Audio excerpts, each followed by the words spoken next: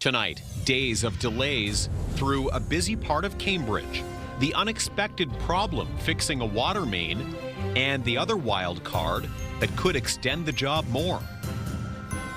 Another storm on our doorstep.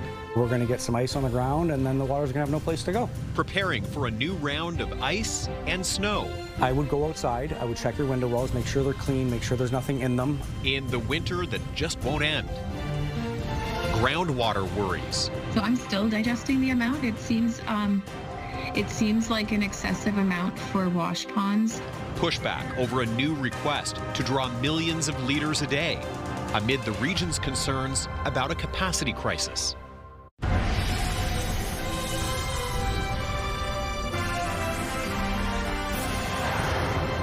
Good evening. We begin in Cambridge tonight, where a days-long water main repair is causing a major traffic headache. A portion of the Fountain Street North and King Street West intersection has been closed for 5 days now, and it could take even longer to get the work done to reopen it. CTV's Colton Weens is live at that location now to tell us why this hasn't exactly gone as planned. And Colton, first off, describe the situation around you there. Well, Tony, as you can see behind me right now, we've got some of this rush hour traffic going through. The intersection over on Fountain and King Street is still slightly open. Traffic still getting through, but the options for how to get through are dependent on which way you're approaching the intersection. And while repairs have been being done, it's kind of that timeline that's been a struggle, with it starting on Friday and repairs still happening today. And while the city says they are expecting repairs to be done soon, the impending freezing rain that's expected could also cause some problems in how quickly they get that done. Crews began working to repair this water main break early Friday morning at 1 a.m. It has shut down a portion of the intersection at Fountain Street and King Street West in Cambridge. On Saturday, the city shared an update saying a third-party utility was damaged during the repair, and the utility must be fixed before the area can safely reopen. The city said parts were being sourced and work was expected to be complete on Sunday. Then on Sunday, the city shared another update saying the intersection would remain closed through Monday as the repair work was still being done. As of Tuesday, crews were still busy working at the intersection. No one from the city was available for an interview, but in an email, Cambridge's Director of Environmental Services says, with forecasted freezing rain in the next day, we are anticipating repairs will be completed by the end of the day. But depending on the time of completion, paving operations could be delayed by rain. The businesses at the intersection say it's been a hassle with traffic, but they haven't seen much more of an impact from the repairs. No water has been shut off for any businesses or homes in the area, but depending on the direction you're driving, it is a bit of a headache, as drivers coming from King Street can't turn left onto Fountain Street South. Drivers coming from Fountain Street South can't continue through the intersection, and drivers coming down Fountain Street North can't turn left onto King Street, which has caused some to make some unsavory turns to reroute themselves. The city is asking drivers to avoid the area and use the detour on King and Eagle Streets and Speedsville Road. So again, while those repairs are expected to be complete soon, the impending freezing rain could have an impact on how quickly that timeline falls. And the city, of course, will have some updates on its website on where the status of the project is at. Tony. Yeah, it does look like a pretty slow drive in those portions behind you there. Colton, thank you so much. CTV's Colton Weens live with that situation in Cambridge. And next, more ugly winter weather right on our doorstep. After several mild days and a good deal of sunshine, a system's moving in overnight, expected to deliver another mess. CTV's Karis Mapp is live now with the latest on the preparations for some freezing rain and snow. We'll get, of course, to the forecast after this report. But Karis, we want to note there is a salt shortage this winter, and you've been checking into how road crews are preparing. Absolutely, Tony. Many are planning to use a salt-sand mix, which is something that they've been doing throughout this shortage. Tonight, officials in Kitchener, Waterloo, and Cambridge telling me it's all hands on deck to be ready for what's to come. A mild and sunny Tuesday afternoon, the kind of weather that won't last much longer. Temperatures will gradually decrease down closer to zero for the overnight ahead of the system that will arrive late tonight into early tomorrow. With Environment Canada warning several hours of freezing rain could be on the way, city crews in Kitchener, Waterloo and Cambridge are already preparing, doing work like clearing catch basins to prevent flooding. And in Cambridge, they're even asking people not to park on the streets overnight to help keep those areas clear. Those who specialize in home protection are anticipating busy days ahead. We're going to get some ice on the ground, and then the water's going to have no place to go. Tuesday's warm air continuing to melt more snow, though for now it's happening at a manageable rate. As far as significant snowmelt is concerned, it should be gradual for the most part, but we are monitoring the situation. Still, fluctuating temperatures are keeping repair companies on high alert. We have to sit back and wait because sometimes we'll get a big storm and then the snow will absorb it. Wesley Rose says their most common calls for this time of year are for window well malfunctions. If there's debris in them and they fill up with water, then it fills up like a fishbowl and comes in right through the window. Sometimes your window wells are crooked or they're peeling off of the wall. They're corrugated, so water just goes right in, fills them up. He's also advising homeowners who have sump pumps to test them ahead of the storm. We have the vertical float. Okay, so that's how you test this one. You just lift the float in the water. And then you have the tethered float where you just lift it up like this. You want to lift it out of the water. You'll hear your sump pump engage. Now, we should note that officials in all of the Tri-Cities say that they will be keeping a close eye on the situation, monitoring the storm around the clock, ready to respond to whatever conditions the storm actually brings. They're also asking everyone to keep an eye on those catch basins mentioned earlier, just to avoid flood risks wherever possible. Tony. It's a good reminder. Okay, Karis, thank you. CTV's Karis map with the latest for us. And of course, that gives us the lay of the land. But let's zero in on those conditions now. Ashley Bacon standing by in studio with an updated look at our warnings, and they are elevated today compared to what they were yesterday. You got it, Tony. We were in a watch warning now, and it was we're in a warning now rather than a watch. I'm getting myself confused because it has changed so rapidly over the last 24 hours. But the good news is, as Karis mentioned, temperatures are going to remain above seasonal, but with it comes a nasty storm. Let's get right into it. Freezing rain expected tomorrow. That's going to bring with it 5 to 10 millimeters of ice accretion, up to 15 millimeters possible in some areas. Now, Wyerton, Tobermory, southern Georgian Bay, you're also going to see snowfall amounts of 10 to 15 centimeters on top of that freezing ice issue. So it is going to be a messy one out there tomorrow. If you have to be out on the roads, make sure you're taking your time. Good news is, though, right now we're still sitting at 5 degrees in Kitchener, Waterloo region, of course. East-northeast winds at 6 kilometers an hour. So it's not very windy out there. And as we talked about, it was a beautiful day today. If we take a look at our satellite radar, Tony, not a lot happening right now, but it's coming. We're a few hours away from that rain really taking hold. Roughly around midnight, we're expecting it to start pouring down. But those details on how long it'll last and how much we're expecting coming up a little later in the show. Yeah, we can see that green marching east on the map behind you there, Ash. We'll get those details from you shortly. Thank you. Thank you. The Ministry of Labour is investigating after 3 workers were injured in a building collapse near Hamilton. Police say a concrete porch at a residential construction site in Stony Creek collapsed, trapping 3 workers underneath. Emergency responders were able to rescue the workers, all of whom were taken to the hospital. 1 worker suffered a serious leg injury, but none of the injuries are considered life-threatening. Police are assisting the Ministry of Labour with that investigation. Well, the Canadian Civil Liberties Association, alongside education unions and student leaders, are raising concerns about the Ford government's move to take control of several Ontario school boards. As decisions continue to be made without the input of students, students continue to suffer. Meanwhile, music programs are being scrapped, pools are being shut down, and students are losing access to laptops. Students continue to bear the cost of underfunding in the TDSB and boards across the province. The government has created a crisis.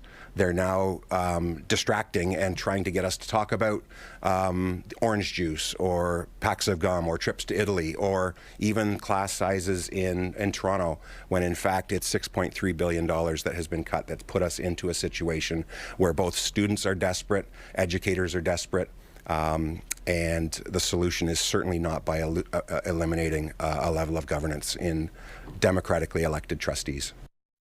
7 boards are currently under provincial supervision, including the Thames Valley District School Board.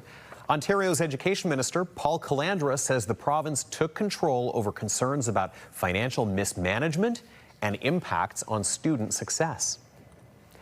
The second complainant took the stand today at the sexual assault trial of Frank Stronach. She testified that the billionaire businessman groped her after she was fired from one of his businesses and was then hired at a different one of his businesses not long after the alleged incident. CTV's Alison Hurst has the latest. The second complainant in the sexual assault case against billionaire Frank Stronach testified today. She can't be identified, but she's a former employee and the second of 7 women expected to take the stand in the judge-alone trial. She claims she was fired from one of his businesses without being given a reason, and after she called his office to inquire about why, she says he invited her to dinner to share what he'd learned. During their dinner, the former employee says, "What he told me was that they said I was selling drugs and that's why they fired me," which she says she wasn't.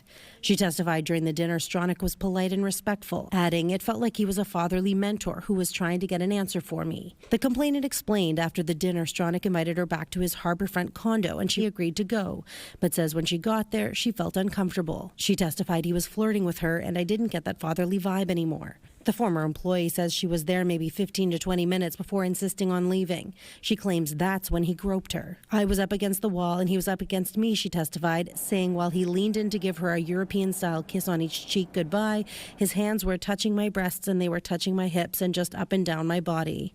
The complainant says despite his requests for her to stay, she left, adding, "I was terrified and I don't even know to this day if he knows that." During her cross-examination, defense counsel Leora Shemish points out there's new information in her testimony. "You have never mentioned that when you were leaving the apartment, you were putting on a coat and a lapel is being held. That is brand new," says the defense. And the complainant replies, "That's right, I didn't go into those details." The former employee told the court maybe a few weeks or a month after the incident, she was asked to interview for a job at head office. She testified while working there, she might see Stronach in passing 2 to 3 times a week. Shemish asked if she'd ever suggested to anyone that she might be uncomfortable in a meeting with Stronach. The former employee testified no, that wouldn't happen because they had very different roles. Stronach has pleaded not guilty to all 12 charges. The trial continues tomorrow. Alison Hurst, CTV News. Well, today's sunshine and above seasonal temperatures made a winter staple seem a little out of place in Kitchener and Waterloo. If you've been out in uptown or downtown recently, you may have noticed Christmas trees covered in lights standing tall well into the middle of February. CTV's Alexandra Hollick explains why they're still up and when they're expected to come down. Olivia Laufer laces up her skates at Waterloo Public Square, hitting the ice under sunny skies and the shade of a Christmas tree in February. I think it's really beautiful. We have snow and also sun, and just adds to like a Christmassy holiday feel, even though we're past Valentine's Day now. The blue spruce first went up nearly 3 months ago and doesn't seem to be coming down anytime soon. I don't think of it as a Christmas tree. It's just a tree with lights on it. A little strange, but I don't know, it's kind of nice, really. I kind of like that it's still up. I think like winter can feel long, and so to have a bit of extra light and like something that's a bit nostalgic, like that feels right to me. Maybe Valentine's Day might be a good cutoff to take it down. I mean, we're moving into Lent and Ramadan and the year's really progressing. It's not offensive, but it's still here. I don't know what they do with it when it's done. For now, it's been dubbed the New Year's intention tree, and the city's intention is to keep it around for another month. Our approach each year is to remove the tree the same time the ice rink in the Waterloo Public Square is taken out, typically mid-March, the City of Waterloo spokesperson says. This is because, as part of the removal process, the tree is lowered into the rink area and we have to clean up the debris that falls within it. Meanwhile, in Kitchener, contractors could be seen taking down strings of lights from the trees at City Hall and the Gaukel Block. It seems a little late to have it up, but yeah, I don't know, it's still kind of nice to see. People are starting to shift into thinking about spring and the new year, I guess. more so than Christmas and the holidays. Kitchener City staff say those trees typically stay up until after the Family Day weekend and will be coming down to be mulched later this week. But until then, residents say they'll keep soaking in the sights of the winter season, even if it feels more like spring. I think this tree could stay up indefinitely. I enjoy it. Alexandra Hollick, CTV News, Waterloo. Tonight marks the start of Ramadan, the holiest month for the Muslim community. CTV's Krista Simpson joins us live now from the Islamic Center of Cambridge, where people will be gathering soon for prayers as Ramadan begins. Krista. Tony, hundreds of people are expected to be here tonight. In fact, as anticipated, there will be so many that the mosque will be full, and they're setting up an overflow space in the gym that's attached to the building so people can pray in there as well. Ramadan is a time when Muslims are urged to practice self-discipline through daytime fasting, as well as reflect on the struggles of others who live in poverty. They're urged to increase their giving at this time if they can, whether it is food or money or other gifts. And it's a time to focus on God as well as community. Yeah, it's an important that we have to understand that this prayer, this salah, is a great opportunity for us to come together again. Like this life will take each one of us to different places, but this is a good opportunity to come together and to worship our Creator, our God. And it's a good opportunity to support each other in this community and to help each other to correct our behavior, to help each other to understand Islam more and more deep. So again, people will be gathering tonight to begin Ramadan with prayers. Those are expected to start a little bit closer to 8 tonight. Tony. Okay, Krista, thank you. CTV's Krista Simpson joining us live outside the Islamic Center of Cambridge. A Tuesday tradition before Lent fills up a bakery. Coming up later on CTV News, we'll stop by to hear about the power of punchki to mark an important time of year. I'm Jeff Pickle. A gravel pit in Wilmot in hot water again. This time, neighbors are concerned over a permit to take over 9 million liters of water a day. That story is just ahead. Well, you might want to have salt, maybe a shovel, and even an umbrella handy for tomorrow. It's going to be a messy one. Those details are coming up, along with your full weather forecast, a little later in the show. Stay with us. Download the CTV News app and stay on top of local stories as they unfold. We go to a dramatic scene unfolding. Customize your feed and watch live wherever you are. CTVKitchener.ca, your home for news. When you see it happen, send it to CTV News. Text 10400. From your screen to ours. Text 10400.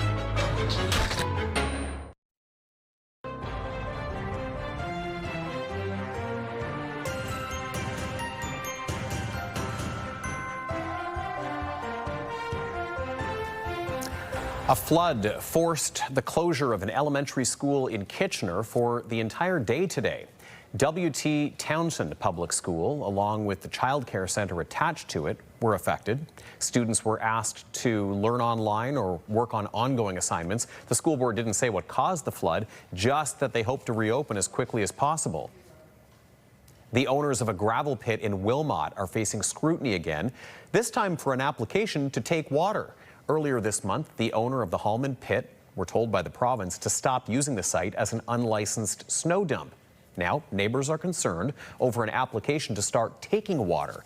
CTV's Jeff Pickle joining us live with the latest on this. And Jeff, of course, the timing here certainly creating some questions. Well, Tony, it's been well documented that the region has a water capacity issue to the point where building approvals are being delayed, but the region says it's about the amount of water they can pump and not necessarily a supply issue. So it's unclear if a water taking permit like this impacts the capacity issue. Back in 2023, the Hallman gravel pit application drew a heated crowd to Wilmot Council chambers. It was an assault against the environment in our communities. Concerns about noise, dust, traffic, and the impact on the water supply.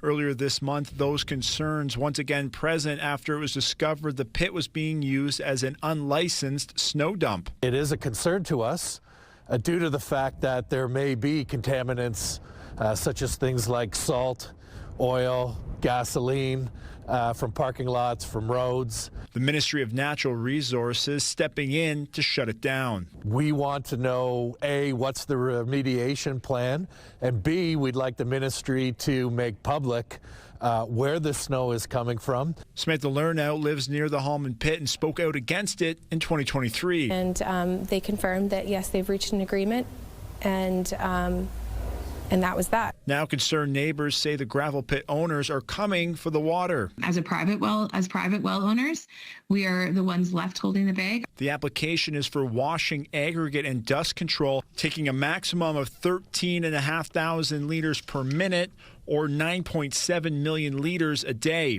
For reference, that is a maximum of 4 Olympic-sized swimming pools daily. So I'm still digesting the amount. It seems like an excessive amount for wash ponds. The application is also described as a Category 3, anticipated to have the highest potential of causing unacceptable environmental impact. This isn't a routine permit. The ministry labels this as a Category 3 because it has the highest potential for environmental damage and well interference. So it's the red alert of water taking. The province is currently reviewing the application, but after previous dealings with the province, Lernout says she is concerned. With our experience that we've had through the process with the province, it's definitely a fear and a concern that they won't be considering the needs of the people when they review permits. We reached out to the owners of the gravel pit who did not respond.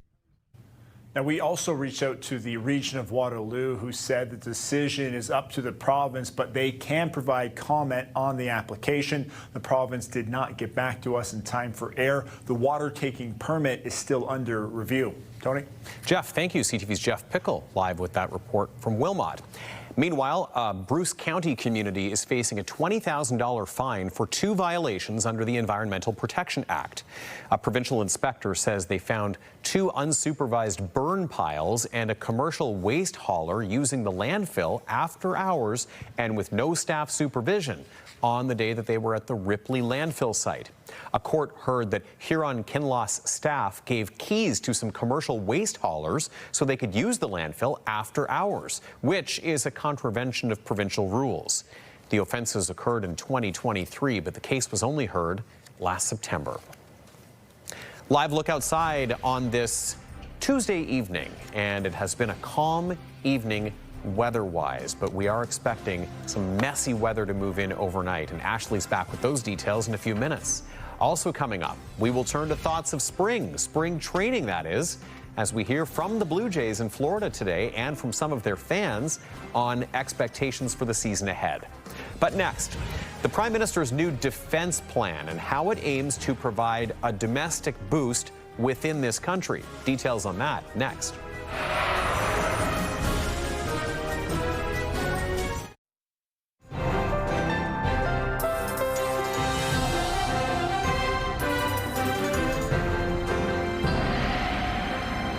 We're back with our full look at the forecast. And Ash, yes, it is a very full forecast today. It is a very full forecast, but the good news is, Tony, the temperature isn't too bad. I like that.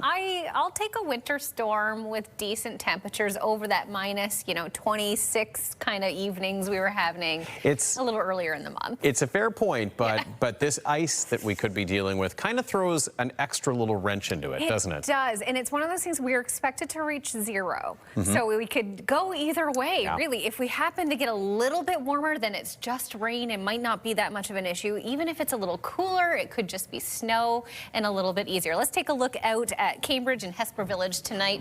Beautiful skyline. You know that sun is setting later and later every day, Tony, and you can almost see the last hint of that sunset in that shot. Thank you, Dave Pettit, our camera operator out and about tonight, for this beautiful shot. And I hope you do get out and enjoy it, because as Tony and I were just talking about, weather is certainly on the way. It looks like it'll hit us just after midnight tonight, but we are in for a pretty good punch when it comes to a wintry storm. Let's take a look at Environment Canada's latest alerts. Freezing rain warning for all of this area in orange here, including Wyerton. So you're looking between 5 and 10 millimeters of ice accretion, 15 millimeters possible in some areas, with easterly winds up to 60 kilometers an hour. Now, in addition to that, in this yellow zone is a snowfall warning. So Wyerton, Tobermory, southern Georgian Bay, you're also going to see potentially 10 to 15 centimeters of snow on top of that freezing rain warning. So it is going to be a messy commute. Let's take a look at our futurecast. This is right now. We are seeing lots of cloud cover moving in. By around 11 p.m., that's going to start pushing out, and by morning, we are in for quite a big storm. Now, what you see here in the pink is what we would call sleet, a mixture of snow and rain, and that's because, again, we were talking about it, we're going to be around 0. So because we're hitting that freezing mark, could sort of go either way, and hopefully it goes one way or the other. That ice, buildup can be quite devastating if it comes to it. But let's talk about what's happening right now across the country. Minus 15 in Prince George, so definitely cooler temperatures across the country. Snowing at Edmonton, minus 21. Lots of snow in Calgary at the moment, minus 17. Saskatoon also seeing snow in minus 9. Thompson, minus 18, and minus 1 in Winnipeg. In our nation's capital, it's 1 degree rather, and obviously the sun is already setting there, and same on the East Coast with snow in St. John's and minus 1.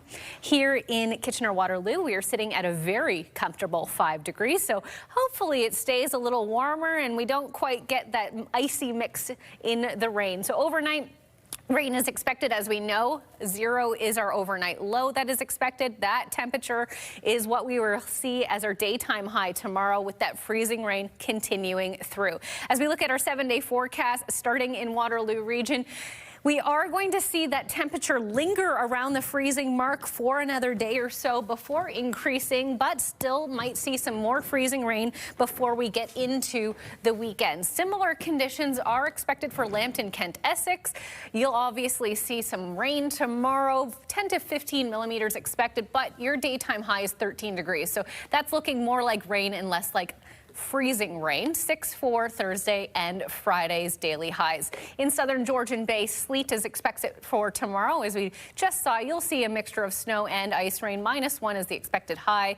Mix of sun and cloud for your Thursday and 0. But by Friday, freezing rain set to make a reappearance with a high of 1 degree. So overall, very wintry conditions for the rest of this work week. Let's have a look at today's Weather Watcher photo sent in from Denise and Tom of their pup Holly, who they say loves chilling at Rittenhouse Park during a beautiful winter sunset. Well, Holly looks quite chill there. Doesn't she ever? She What a does. gorgeous photo, guys. Thanks for sharing. Beautifully captured with the sunset right over Holly's nose. Yep, she was just waiting for her moment to shine. She's got her moment in the spotlight. Love it. And I was going to say, too, as far as the forecast goes, sleet isn't a word that we use that often. Well, we're using it a lot this week. It could be one we use a lot by the end of the week. Thanks, Ash. Thank you. Well, turning now to some national news. Prime Minister Mark Carney officially launching a multi-billion-dollar defense strategy today, described as a Canada First buy and build plan. It promises contracts to Canadian firms and 125,000 jobs for Canadians. CTV's Geneviève Beauchemin has details. Prime Minister Mark Carney says Canada has for too long relied on geography and others to protect the country, that his plan overhauls that strategy in a changing world. It means building a domestic defense industrial base so we are never hostage to the decisions of others. Others, including the U.S. Still, Carney insisted his strategy to arm the military and boost Canada's defense industry would be complementary, not in competition with American defense supply chains. Its framework is simple: build, partner, buy. First, we will build in Canada and prioritize Canadian companies. Canadian companies now provide roughly 1/3 of this country's military needs. Carney wants 70% over the next decade, and he wants to increase defense exports by 50%. That's real growth. Many of Canada's defense contractors have long focused on exports. This strategy could change that, but the industry says the procurement system has to be much leaner, faster. If it doesn't happen, it could undermine the entire strategy that we just heard about today. Many of the details had been revealed before, and the Conservatives criticized the strategy as filled with buzzwords and promises that won't deliver. What I expect from this government is that they're going to put aside their partisanship and reach across the table and work with us to ensure that we can deliver. But the government says it's setting up a defense investment agency to streamline the system, a centerpiece of its strategy. CAE is the world's largest simulator provider. Half of its business is for civil use, half for defense, most of it for now exported. We're talking about a sea change in spending and focus, and so as the government works on simplifying how to work with contractors, it only accelerates us. But with this major overhaul of defense spending, many say that there's still some fine-tuning to be done to ensure that this strategy becomes reality. Geneviève Beauchemin, CTV News, Montreal. What's getting more expensive less quickly? We'll get a read on what the latest inflation figures mean for our budgets coming up next.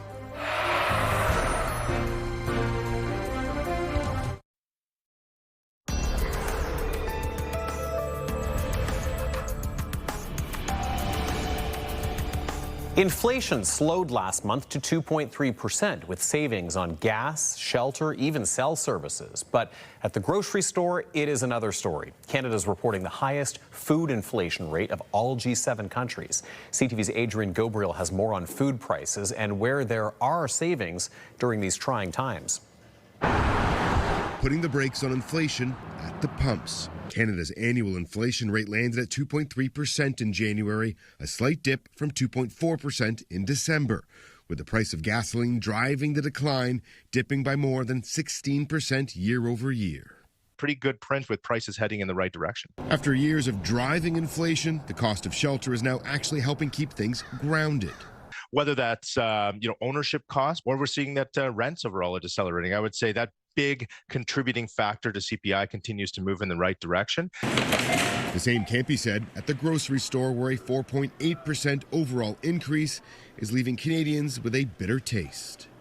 While rice, fresh vegetables, and eggs have decelerated, ground beef is up by more than 22% year over year. Nuts and seeds have spiked more than 13%, with roasted and ground coffee boiling over at more than 37%. It's products that are affected by specific circumstances that are driving prices up. Coffee yields, according to one economist, are being impacted by climate change. Droughts in recent years have in part led to Canadian farmers reducing their number of cattle to a near 40-year low. Often we say when price goes up, demand goes down, and we're not very quick to stop eating beef. I expect that we'll see higher beef prices sustained for a few years. While food costs remain a concern, overall the current rate of inflation is being pitched as a positive, even as the outlook remains murky, with so much riding on the whims of a U.S. administration and vital free trade negotiations. Some economists believe there's a good chance that interest rates will hold when the Bank of Canada announces its next decision on March 18th, though GDP and unemployment could factor in to future rate decisions in April and June. Adrian Gobriel, CTV News, Toronto. All right, recapping our top stories now. Leanne Evans back in studio with us tonight with all the latest. And Leanne, a days-long water main repair that's causing some delays in a really busy part of Cambridge. Yeah, Tony, a portion of the Fountain Street North and King Street West intersection has been closed for 5 days now. The city shared an update saying a third-party utility was damaged during the repair, and that must be fixed before the area can safely reopen. Water has not been shut off for homes or businesses in the area. With the potential of freezing rain coming, repairs could possibly take longer. Drivers are being asked to avoid the area and use the detour on King and Eagle Streets and Speedsville Road. A significant storm set to move in on southern Ontario, bringing messy conditions to Waterloo region. City officials say it's going to be all hands on deck, with preparations already underway, doing work like clearing catch basins to prevent flooding. Companies specializing in home protection are also anticipating busy days ahead, reminding homeowners to test their sump pumps ahead of the storm. Good to be ready. All right, and looking at what our digital team's working on, Leanne, some good news, a big honor for the Dean of Engineering over at UW. Yes, that's right. Dr. Mary Wells has been appointed to the Order of Ontario. She was one of the 30 recipients announced today. To read more about Dr. Wells' background and see the full list of appointees, you can scan the QR code on the bottom left of your screen, download the CTV News app, or as always, it is CTV News Kitchener.ca. Tony. Our Education and tech and engineering community always getting noticed in this part of the province. Love it. Thanks, Leanne. Thank you. Well, let's turn to some sports now. Spring training underway in Dunedin, Florida for the Toronto Blue Jays. Players are getting the chance to get back into the swing of things, and fans are there too, sharing some high expectations for the team. CTV's Sean Leithong is in Dunedin. You can't. Entering spring training, the Blue Jays are a team built on culture, doing the work while keeping things fun. And that's no more apparent than in the actions of team leaders ALCS MVP Vladimir Guerrero Jr. and ALCS Game 7 hero George Springer. I didn't touch your back. Who are playing pranks on each other like school kids. Sorry. Oh, he threw his glove at me. And instead of it hitting me, I caught it. Then he thought I threw his glove in the trash. So he blamed me for something I didn't do. And then he took my shoe. For a team that lost Bo Bichette to free agency and missed out on one more in Kyle Tucker, they're now bringing their newest member into that culture. Hey, you're late! With high-profile free agent signing Kazuma Okamoto being given a hard time for being last to batting practice. He was late. I mean, so we got on him a little, you know. But to his defense, he wasn't late. But we just like to make him feel like he was. While Okamoto becomes immersed in the Blue Jay culture, he's closely watched by the media from his home country of Japan, with journalists following his every move. He was one of the most established batter in Japan for a long time. So we are very excited, and that's why we have so many Japanese media covering for him. As part of that culture, the players are taking time to greet fans, with several staying to sign autographs. Feels amazing getting this close to all these players. Surreal. And a competitive advantage for the Jays is the state-of-the-art Players Development Complex where spring training takes place. Being a guy that's kind of bounced around and seen a lot of different places, this place is by far the best. Opened in 2021, the 65-acre, $100 million facility has 6 baseball diamonds. Field 1 is where fans get a glimpse of the players. So just over here is the covered stretching area, and you can see how close training camp is because right beside that is Field 2. That's where live batting practice will take place for much of the day today. And then beside that is the covered mound area where you get to see the pitchers up close. So you can see last fall's pitching sensation Trey Yasavich throwing a side session with speed. The work has been really good. I've been impressed with the way the pitchers and the hitters are kind of getting after it. While the players are having fun, they want to bring it back to where they were last year. I feel like everyone's kind of got the taste of it, and losing sucks, so we kind of want to get that revenge tour. As the team and the fan base are looking forward to the most anticipated season in years. CTV's Sean Leithong with what looks like a great assignment to be having this week in Dunedin, Florida. Beautiful conditions down there. Okay, we are hearing today from one of Canada's latest golden stars, Ontario's very own Megan Oldham from Parry Sound on her Olympic victory. That's next.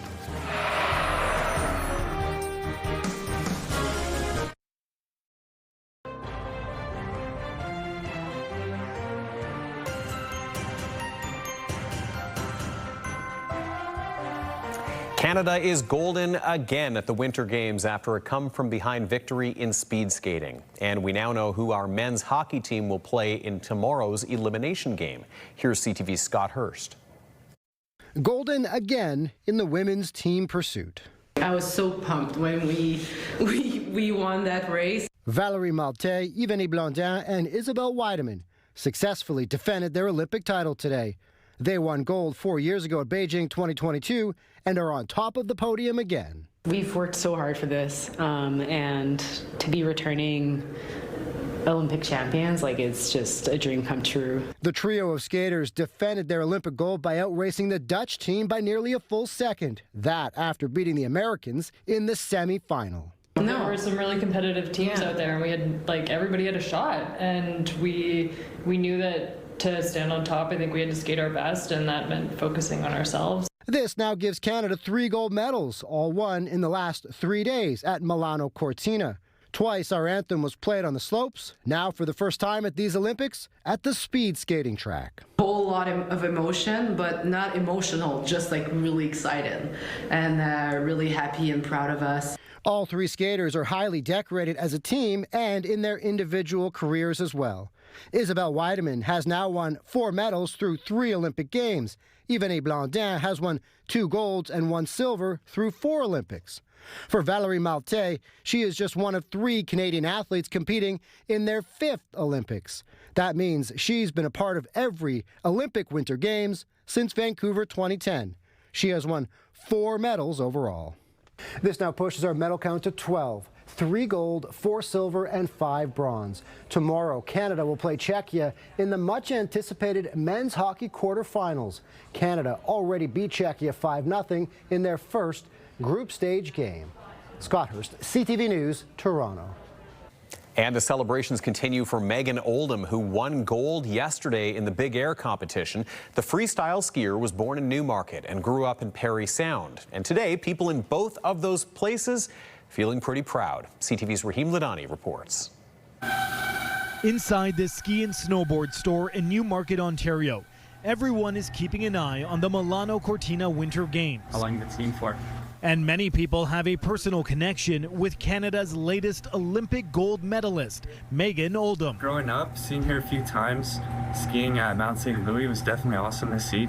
Big inspiration. And I know she inspired like a lot of younger girls. Born in Newmarket, the freestyle skier has soared to gold in women's big air.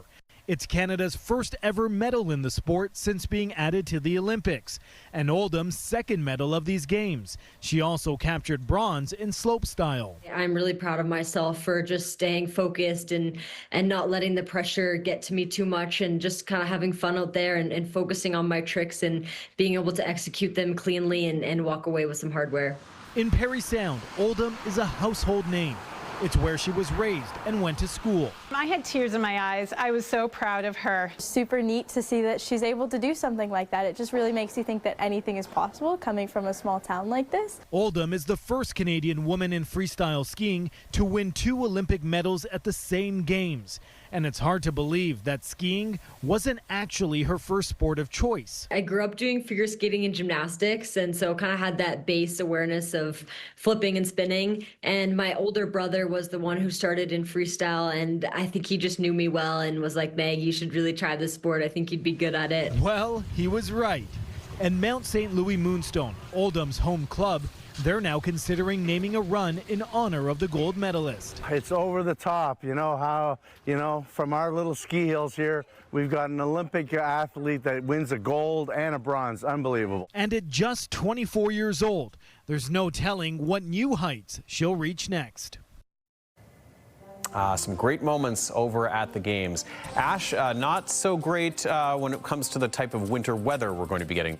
No, Tony, we've got a couple more hours to get out and enjoy winter before it really starts to rain. It's going to be a wet tonight. Let's, come back and we'll have a look at what we're waking up to after this short break. Stay with us.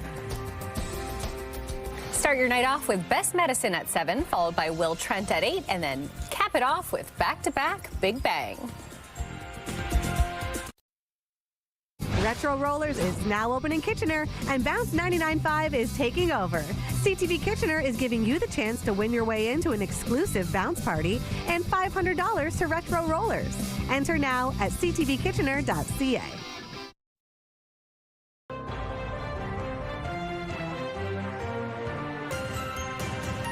I just want to pass along a quick update to our audience on a story we had earlier. WT Townsend Public School and Child Care Center reopening tomorrow after a flooding issue caused by water backup today. So good news there. That is good news for the WT Townsend community. All right, Leanne's here now with a story we're following for later. Leanne? And Tony, a 29-year-old Woodstock man has been arrested after Canada Border Agents seized more than 260 kilograms of meth at the Blue Water Bridge. The CBSA says the drugs were found during a search of a commercial truck that was entering Canada from the U.S. earlier this month. We'll have more on that arrest made tonight at 11:30. Tony? Leanne, thank you very much and have a great night. And Ashley, it's going to be a night to keep an eye on the weather. It's going to look very different by morning, very likely. Absolutely, Tony. We are expecting the rain to start overnight. So if you are headed out in the morning, morning. Make sure you check your route ahead of time if there is any delays. Let's take a quick look. Another quick reminder, freezing rain warning for tomorrow. 5 to 10 millimeters of ice accretion expected. So it will be messy out there when we're waking up first thing, though. Guess what? Freezing rain, and we'll already reach our daytime expected high. So it's going to be a messy start to the day. A day that will be on the bubble as far as temperatures and conditions go. Absolutely. So stay ahead of it. All right, well, finally for us tonight, it's Fat Tuesday. Some people call it Shrove Tuesday, Mardi Gras. It is considered the great feast before Lent begins. And it was all hands on deck at a Kitchener bakery as people lined up to get their fill of a traditional Polish treat. Nougat Bakery was busy baking paczki today, which are pillowy, fruit-filled pastries. Historically, families would use up their leftover ingredients, which may spoil before the end of a fasting period. Nougat Bakery credits the region's strong Polish community and growing curiosity from others for keeping the tradition alive.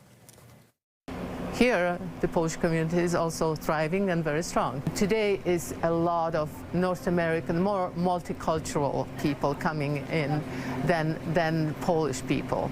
Fat Tuesday is a little bit slower, but it's still very popular because it's the last day before the Lent. I actually enjoy buying these every year because I like eating them with the grandkids.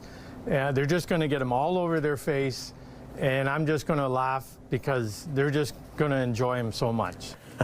And they estimate that up to 600 paczki were sold today. But you know, Ash, now that we're talking about Polish food, I'm craving. My late grandmother, who was born in Poland, used to make a pierogi casserole. Oh, so if you can imagine pierogies, but deconstructed in a casserole, ooh. That was something else. That would be a treat, Tony.